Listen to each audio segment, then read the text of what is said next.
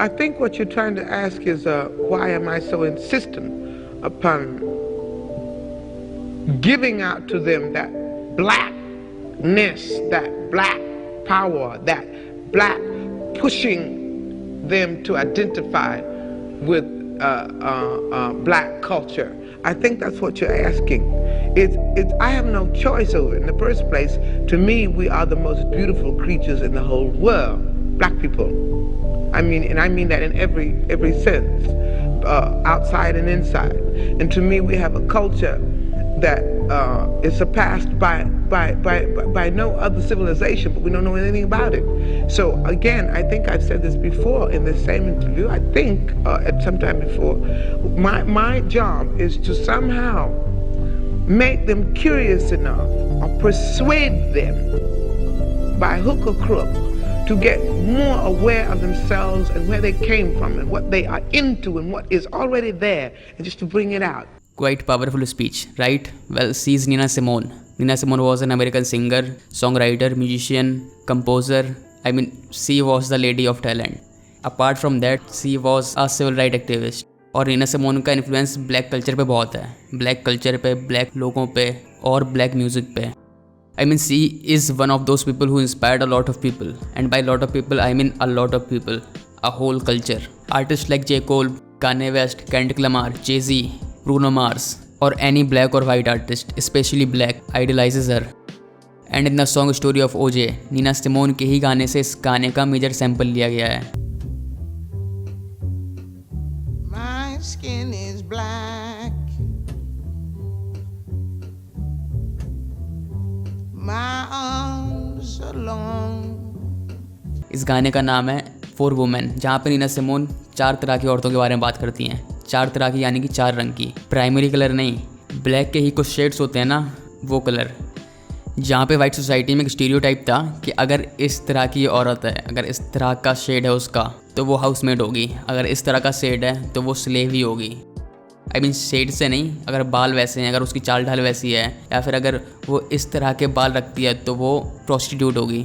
ये स्टीरियोटाइप्स थे, उससे फ़र्क नहीं पड़ता कि वो थी या नहीं थी, बट स्टीरियोटाइप थे. इन्हीं चीज़ों के बेसिस पे उन्हें जज किया जाता था और इन्हीं चीज़ों के बेसिस पे उन्हें ट्रीट किया जाता था. और इसी गाने की एक लाइन है जिसमें नीना सिमोन कुछ ऐसा कहते हैं कि doesn't matter what colour we have, what personality we have, but we all women have a common thing and that is strong back. But my back is strong. Moving on, अगर पूरे गाने को हम देखें तो दिमाग में एक सवाल ज़रूर होगा कि गाना एनिमेटेड क्यों है. वेल, इसके कुछ बहुत ही अच्छे रीजंस हैं, जैसे कि जो हमारा कार्टून है, यानी कि जो वीडियो में मेन कैरेक्टर है जेबो, वो इंस्पायर्ड है एक रेसिस्ट और स्टीरियोटिपिकल कार्टून से जिसका नाम था सैम्बो.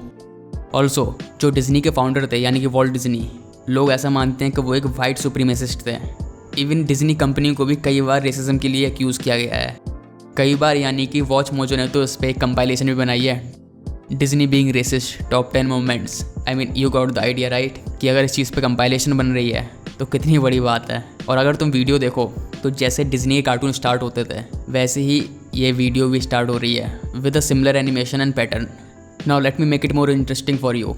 इस गाने में जेजी ने कैरेक्टर प्ले किया है डम्बो का. डम्बो सुना होगा तुम सब ने, उड़ने वाले हाथी का कैरेक्टर होता है उसमें. एक डिज्नी ने मूवी बनाई थी, एनिमेटेड मूवी है. तो जो क्लासिक डम्बो है, यानी कि जो 1940s में करीब रिलीज़ हुआ था, उसमें एक कैरेक्टर था कौवे का. कौवे का नाम था जिम द क्रो.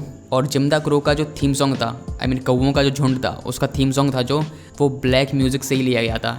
यानी कि जो ब्लैक कल्चरल म्यूज़िक होता है ना, उससे ही उनका थीम सॉन्ग लिया गया था. नाउ इमेजिन उस कौवे की डबिंग किसने करी होगी. आई मीन तुम सबके दिमाग में चल रहा हो किसी ब्लैक आर्टिस्ट ने करी होगी. So you are not wrong but you are not right also. इस कौवे की डबिंग एक ब्लैक फेस ने की थी. नाउ ब्लैक फेस क्या होता है? पहले के टाइम में जब रेसिज्म अपनी पीक पे था, जब ब्लैक्स को अलाउ नहीं होता था कि वो एक्टिंग करें, तब अगर किसी ब्लैक को दिखाना हो मूवीज़ में तो कैसे दिखाएंगे? तब कोई वाइट आर्टिस्ट ही अपने मुंह पे एकदम काला रंग पोत के एक्टिंग करता था. That is actually very disgusting and the portrayal was uglier. और ये सब करने के बस 2 रीजंस थे. रीज़न नंबर 1 ये था कि वो लोग ब्लैक्स को अलाउ नहीं कर सकते थे एक्टिंग करने के लिए, क्योंकि अगर कोई ब्लैक आर्टिस्ट एक्टिंग करता और बाई चांस वो फेमस हो जाता और उसका इन्फ्लुएंस बहुत ज़्यादा होता, तो वो वाइट्स के लिए थ्रेट होता. वो अपने लोगों को यूनाइट कर लेता और वो लोग शायद मिलकर रेसिज्म का अपोज कर देते. इससे वाइट लोगों की पावर कम हो जाती. और दूसरा रीज़न ये है, ये ब्लैक फेस दिखाना या फिर ये स्टीरियोटिपिकल और बहुत ही रेसिस्ट कार्टून दिखाना. देखो बात सिंपल है, पहले के टाइम में टीवी देखने का प्रिविलेज बस वाइट किड्स के पास ही था. और टीवी प्रोग्राम्स, टीवी कार्टून्स और मूवीज़ शुरू से ही ब्लैक्स को ऐसा दिखाती थी कि they are horrible, they are disgusting और दे आर डेंजरस, ताकि उसके दिमाग में बचपन से ही सेपरेशन का सीड प्लांट हो जाए, ताकि वो बड़ा होकर रेसिज्म कर पाए और एक लिबरल ना बने। और इस पूरी प्रोसेस को, यानी कि बच्चों को छोटे से सिखाना कि रेसिज्म ऐसे होता है, उनके दिमाग में सीड डालना, इसको एक नाम दिया गया है इंस्टीट्यूशनल रेसिज्म या फिर systemic racism. Now moving on to the next big part of the video, Malcolm X. Malcolm X was a civil right activist, indeed a great one. तो इन्होंने एक स्पीच दी थी। Basically Malcolm X stated the difference between house slave and a field slave.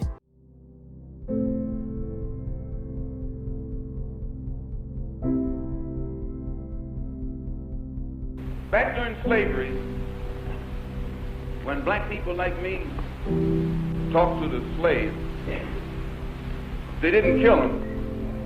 They'd send some old house Negro along behind him to undo what he said. You have to read the history of slavery to understand this. There were two kinds of Negroes. There was that old house Negro and the field Negro. And the house Negro always looked out for his master. When the field Negroes got too much out of line, he held them back in check. He put them back on the plantation. The house Negro could afford to do that because he lived better than the field Negro. He ate better, he dressed better, and he lived in a better house. He lived right up next to his master in the attic or the basement. He ate the same food his master ate and wore his same clothes. And he could talk just like his master. Good diction. And he loved his master more than his master loved himself. That's why he didn't want his master hurt. If the master got sick, he'd say, "What's the matter, boss? We sick?" When the master's house caught a fire, he'd try and put the fire out. He didn't want his master's house burned. He never wanted his master's property threatened. And he was more defensive of it than the master was. That was the house Negro.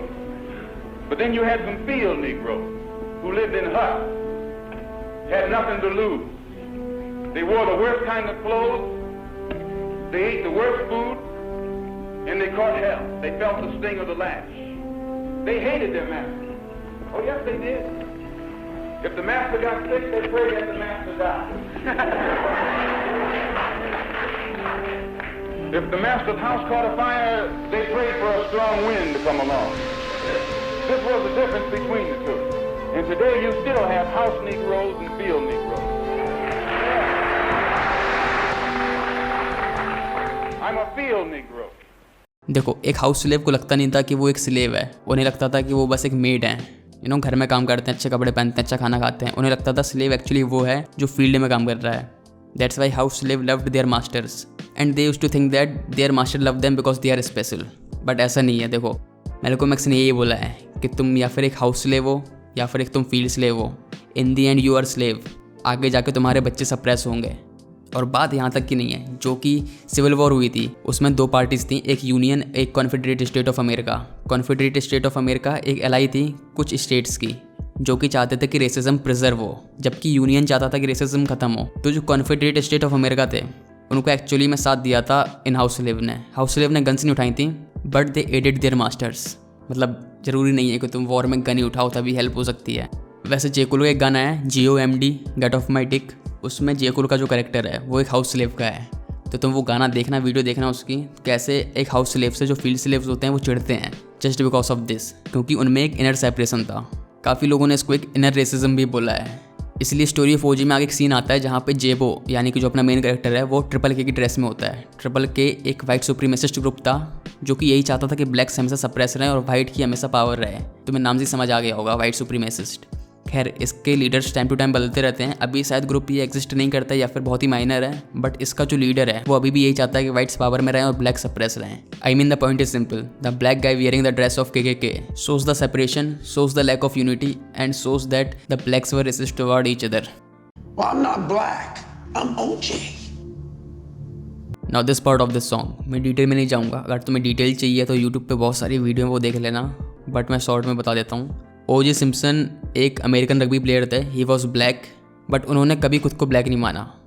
उन्हें लगता था कि black शब्द ही disgraceful है, इसलिए उन्होंने कभी खुद को ब्लैक नहीं बोला। He used to call himself OJ। और OJ ने ब्लैक लोकेलिटी में घर नहीं लिया था। ही वॉज रिच, तो उन्होंने ब्लैक लोकेलिटी में घर नहीं लिया था। उन्होंने हमेशा घर लिए वाइट नेबरहुड में। Since he was so popular, उन्हें लगता था कि ब्लैक्स नहीं, वाइट्स लोग उनके अपने, और उन्हें वाइट्स बहुत ज़्यादा प्यार करते हैं। And that's why he created the separation in his mind. I mean, जितने भी ब्लैक सेलिब्रिटीज़ रहे हैं, जितने भी बड़े स्टार्स रहे हैं, उन्होंने रेसिज्म के ऊपर खुल के बोला है, like Nina Simone, like Malcolm X. But O.J. Simpson ने कभी भी ब्लैक्स के लिए बात नहीं की। O.J. सिम्पसन ने कभी भी अपना प्लेटफॉर्म यूज़ नहीं किया कि वो रेसिज्म को अपोज कर पाएँ। O.J. सिम्पसन ने कभी कुछ ऐसा नहीं बोला इससे ब्लैक्स यूनाइट हो।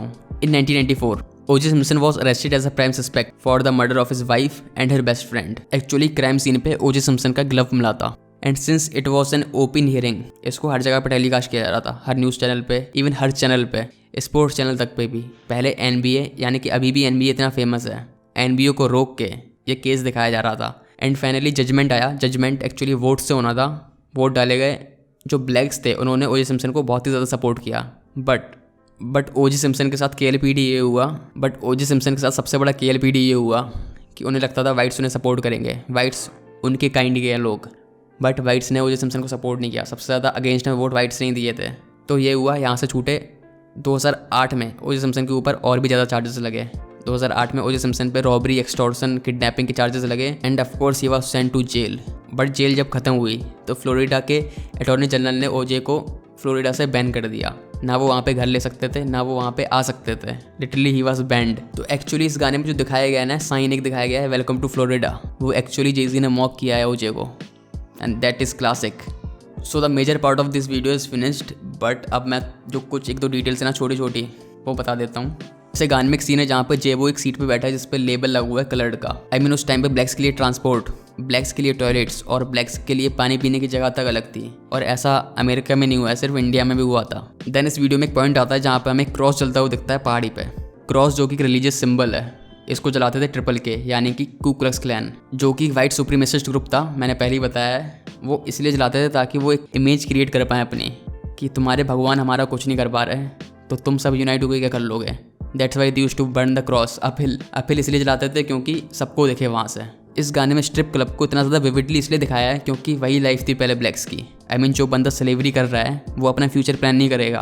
तो ब्लैक्स जितने भी थे वो पैसा बचाते नहीं थे। उनको दिन का जितना मिलता था वो स्ट्रिप क्लब में जाके या फिर दारू खरीद कर उड़ा देते थे। इस गाने में जेज़ी ने यही एडवाइस किया है कि जैसे तुम्हारे फोरफादर थे वैसे तुम अपनी लाइफ बर्बाद मत करो। Learn to invest your money like he did, like Kanye West did.